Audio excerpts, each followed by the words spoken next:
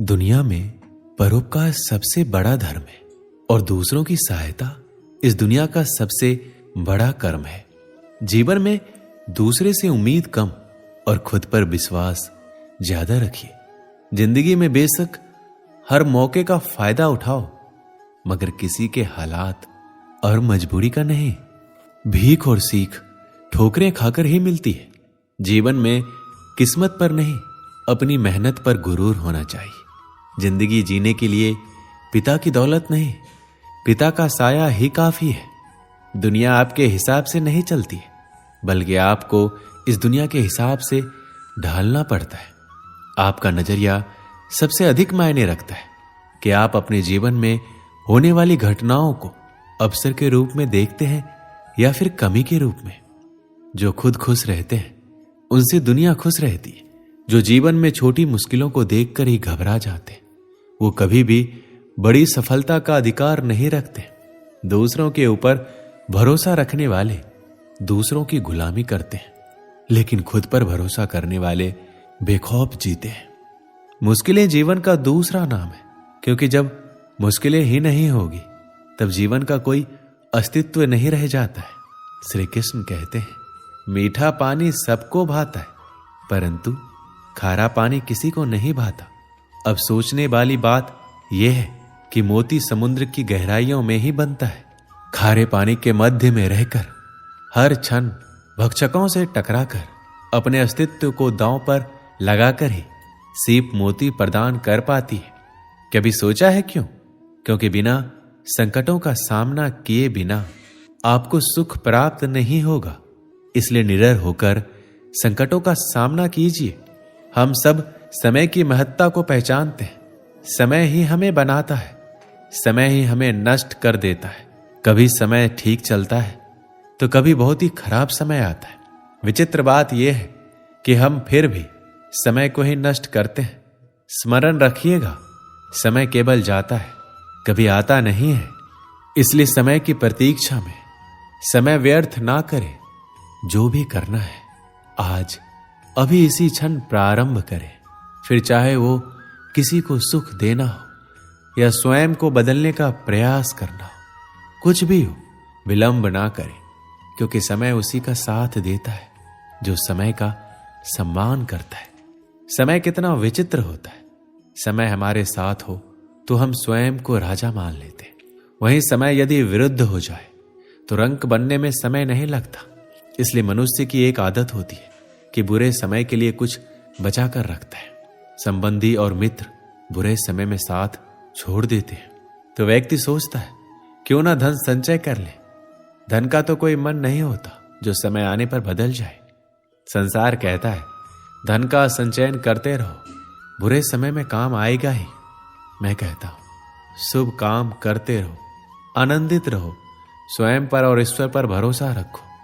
बुरा समय कभी आएगा ही नहीं। बहती नदियां कितनी सुंदर होती है, पावन होती है। जहां से जाती है वहां एक नया जीवन प्रदान करती है। धरा को सींचती है, अकाल को दूर रखती है, और कदाचित इसीलिए नदी को मां समान पूजा जाता है। किंतु क्या कभी आपने ये सोचा है कि नदी जन्म कैसे लेती है?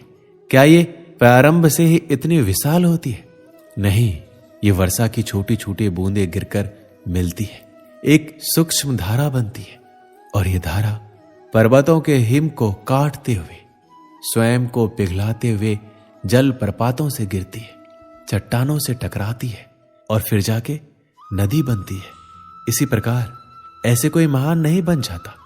छोटे छोटे प्रयास मिलकर एक विशाल व्यक्तित्व बनाते हैं।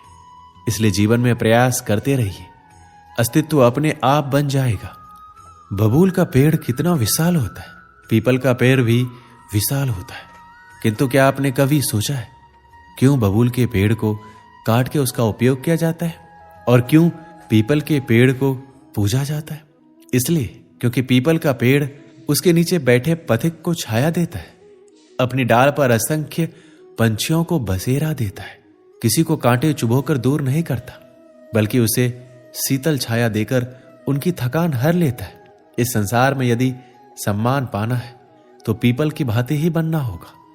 कुछ देना सीखो, आनंद, सुख, शीतलता, बांटना सीखो और कांटों की भांति कभी किसी को कष्ट ना दो। सम्मान स्वयं आपके पास चलकर आएगा। कभी सोचा है जब माता संतान को जन्म देती है तो क्या होता है? 9 माह का गर्भ, प्रसव की तीव्र पीड़ा। कहते हैं ये पीड़ा इतनी भयंकर होती है कि मानो जैसे संतान के जन्म के साथ माता को भी एक नया जन्म मिल जाता है और इस जन्म के साथ अंत होता है माता की पीड़ा का। किंतु यदि आप दृष्टिकोण बदल के देखें तो आप ये समझ पाएंगे कि पीड़ा का ये अंत एक अपार आनंद का प्रारंभ है। संतान माता पिता के लिए सुख का प्रारंभ है। जीवन के साथ भी यही होता है। हम किसी संबंध या किसी स्थिति के पीड़ादायक अंत के कारण इतना विचलित हो जाते हैं कि उस आनंदमयी प्रारंभ को देख ही नहीं पाते। इसलिए स्मरण रखिएगा, पीड़ा आनंद के प्रारंभ का लक्षण है। श्री कृष्ण कहते हैं, व्यक्ति का जीवन क्या है? अब आप कहेंगे, जन्म और मृत्यु के बीच का समय। और मृत्यु कब होती है? जब व्यक्ति सांस लेना छोड़ दे, हाथ पांव चलाना छोड़ दे, सोचना छोड़ दे। ऐसा नहीं है। जल की मृत्यु तब नहीं होती जब वो सूख जाती है। जल की मृत्यु तब होती है जब वो प्यास बुझाना बंद कर देती है। सूर्य की मृत्यु तब नहीं होती जब उस पर ग्रहण लग जाए या जब सूर्यास्त हो जाए। सूर्य की मृत्यु तब होती है जब वो भविष्य में इस संसार के जीवों को प्रकाश की आशा देना छोड़ दे। उसी प्रकार मनुष्य का अंत, उसकी मृत्यु तब होती है जब उसके भीतर की करुणा का अंत हो जाए। करुणा वो भाव है जो मनुष्य को मनुष्य बनाए रखती है, जो एक मनुष्य को किसी और मनुष्य का कष्ट, उसकी आवश्यकता का अनुभव कराती है, जो उसे बल देती है किसी और की सहायता करने के लिए, उसे पात्र बनाती है इस सृष्टि का नियंत्रण रखने के लिए। देखिए, इस संसार में मृत्यु केवल एक बार होती है, तो इस करुणा को क्यों मारना? स्वयं को मनुष्य बनाए रखिए, मृत्यु के पश्चात भी जीवित रहेंगे। इस संसार में सबसे कठिन कार्य क्या है? कोई कहेगा पर्वत पर चढ़ना, कोई कहेगा तैरना, कोई कहेगा उड़ना।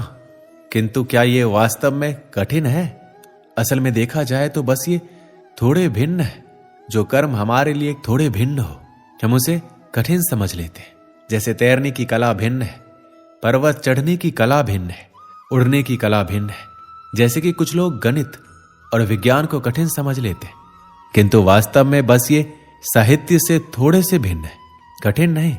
देखिए, संसार में कठिन कुछ भी नहीं है, बस एक दूसरे से भिन्न है। जैसे कुछ लोग हो, कभी कभी हमें समझ नहीं आता है क्योंकि हमारे सोच और विचारधारा से वो भिन्न है, किंतु ये समझ लिया जाए कि वो कठिन नहीं है, बस थोड़े भिन्न है, तो अनेकों संबंधों को बचाया जा सकता है। ये संसार बहुत ही बड़ा है और हम उसके सामने बहुत ही छोटे हैं। इस संसार में लाखों लोग ऐसे मिल जाते हैं जो हमें समझते हैं कि संसार कितना बड़ा है, कितना अद्भुत है, कितना सुंदर है, और इस संसार की रचना करके ईश्वर ने कितना बड़ा कर्म किया है। किंतु आपको इस जीवन में कुछ मुट्ठी भरी लोग मिलेंगे जो ये बताएंगे कि इस संसार में आप कितने महत्वपूर्ण हैं, आप कितने अद्भुत हो। यदि आप उनके साथ हो तो वो कितना अच्छा सृजन कर सकते हैं इस संसार को और कितना पवित्र बना सकते हैं। तो इस संसार को पीछे छोड़िए और उन मुट्ठी भर लोगों को महत्व दीजिए, क्योंकि वही आपके अपने हैं और वही आपको उचित मार्ग पर ले जाएंगे। मनुष्य अपने परिवार के लिए क्या कुछ नहीं करता, दिन रात परिश्रम करता है ताकि अपने परिवार की आवश्यकता पूर्ति के लिए धन कमा सके। परंतु क्या केवल धन कमाना पर्याप्त है? आप कहेंगे हाँ, क्यों नहीं। धन से सब कुछ मिलता है, विद्या मिलती है, घर मिलता है, औषधि मिलती है, ये सब एक सीमा तक ठीक है। किंतु तनिक मन से सोच के देखिए, जब बालक रोगी होता है तो उस कड़वी औषधि को क्यों पी लेता है? क्योंकि उसके पिता ने इस औषधि को धन से खरीदा है? नहीं, बल्कि इसलिए क्योंकि उसके सामने खड़ा उसका पिता, उसे उन पर विश्वास है कि वो उसे कुछ होने नहीं देंगे।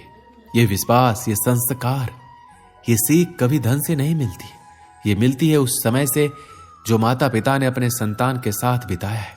इस जीवन में धन अवश्य कमाइए, किंतु अपने परिवार को भी समय दीजिए, प्रसन्नता मिलेगी।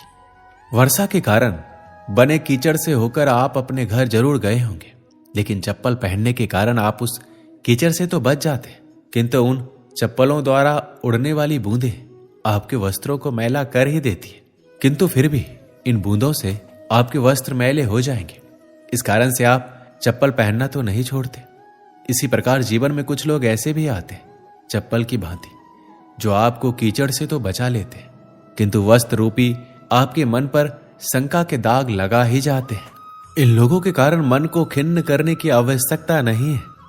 आवश्यक है ये सोचना कि आपको आपके पांव कीचड़ से बचाने हैं या आपके वस्त्र। जीवन में गंभीर होना अच्छी बात है, किंतु हर बात को यदि गंभीरता से लेने लगोगे तो जीवन का आनंद समाप्त हो जाएगा। ये संसार नश्वर है, यहां पर ऐसा कुछ भी नहीं जो सदा के लिए जीवित रहेगा। तो जब तक ये जीवन है, संतोष और आनंद से जिए। स्वयं पर छिटकने वाले कीचड़ पर ध्यान ना दे, बस आनंद बांटते रहे। परीक्षा एक ऐसी व्यवस्था जिससे मुझे, आपको, सबको कहीं ना कहीं दो चार होना ही पड़ता है। स्मरण कीजिए, अपने बालपन में आप परीक्षा देने बैठे। अब कुछ बालक ऐसे होते जो वर्ष भर परिश्रम करते हैं, पढ़ते हैं, मन से परीक्षा देते। कुछ बालक ऐसे होते जो अपने आसपास बैठे बालकों की नकल करते और परीक्षा में उत्तीर्ण भी हो जाते। बुरा लगता है ये सोचकर, कोई बिना किसी परिश्रम के परीक्षा में उत्तीर्ण कैसे हो सकता है। किंतु स्मरण रखिएगा, जो नकल करते हैं वो परीक्षा में उत्तीर्ण हो सकते हैं, सफल नहीं, क्योंकि वो नकल करते, बिना प्रश्न को समझे, बिना उत्तर का तरीका निकाले। यही हमारे साथ भी होता है। हम हमारे जीवन में दूसरों को देखते हैं, उनकी नकल करते हैं, उनकी भांति बनने का प्रयास करते हैं, किंतु ना हमारे जीवन में सफलता आती है, ना आनंद आता है। क्यों? क्योंकि हम एक विशेष बात भूल जाते हैं कि प्रत्येक मनुष्य का व्यक्तित्व भिन्न होता है। आप दूसरों की नकल करके अपना जीवन व्यतीत कर सकते हैं, किंतु यदि अपने जीवन में सफलता लानी है, यदि अपने जीवन में आनंद लाना है, तो स्मरण रखिए, स्वयं के प्रश्नों का उत्तर जीवन में स्वयं को ही खोजना होता है। दोस्तों, इस वीडियो में बस इतना ही। मिलते हैं अगले वीडियो में। अपना ख्याल रखिएगा। जय श्री कृष्ण।